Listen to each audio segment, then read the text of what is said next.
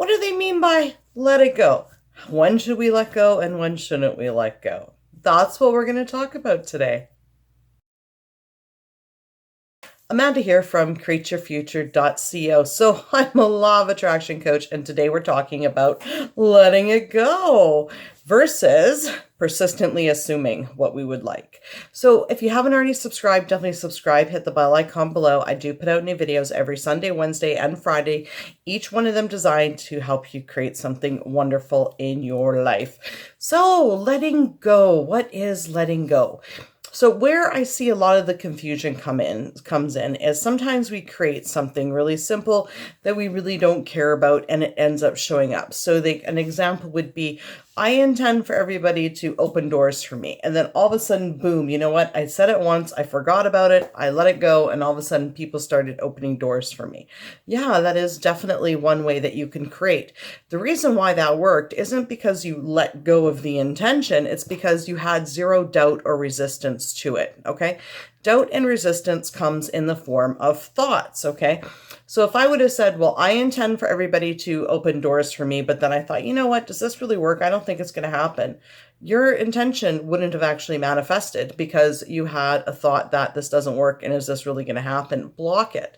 Okay, so when it comes to letting go, what we want to let go of is all the doubts and resistance, because our thoughts create, okay? And what Neville says is we want to persistently assume in what we're going to have, okay?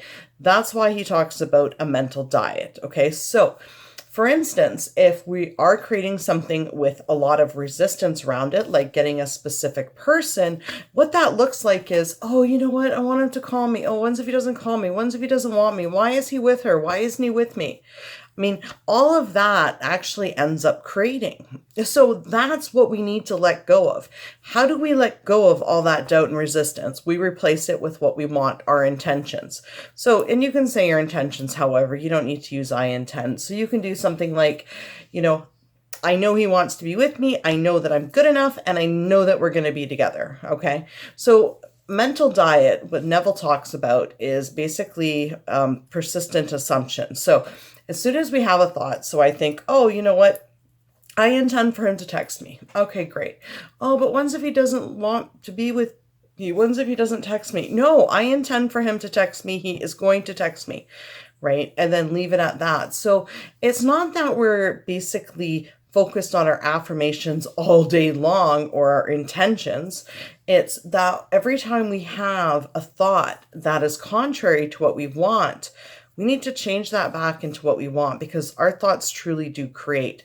Okay, now if you look at it this way, okay, if you're like a baseball player and you're going to be going to, you know, hit the ball, you have to constantly focus on, I'm going to hit that ball, I'm going to hit the ball, I'm going to hit a home run, right?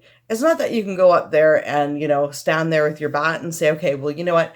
I intend to hit a home run, and then stand there going, well, I don't know if I'm going to hit the ball. I don't know if it's going to go over the fence. I'm not sure if it's going to be a walk or not. No, right? We have to keep persistently assuming that what the reality we want is going to show up. It's already shown up, and think from already having that reality, right? So if your thoughts wander off onto a different story, like he doesn't want to talk to me, he doesn't want to see me, it's about bringing yourself back to, I know he wants to talk to me, I know he wants to see me, I am good enough. Leave it at that until you either think of the person again or you have a negative or doubtful or limiting belief about the subject, because your thoughts really do truly create. We can't just create one intention and say, well, I intend for him to call me, and then dwell in like limiting belief land all day and have these thoughts like, oh, maybe he won't call me. Why is he with her? She's better than me. And have all this anxiety around the situation, because all of those thoughts are actually creating. You know, if you have them often enough, your dominant thought's going to be the one that ends up creating.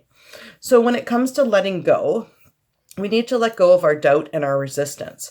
Okay. And we always need to persistently assume, right? And those are the words that Neville uses, persistently assume, you know, that we have what we want, and we always need to live from it.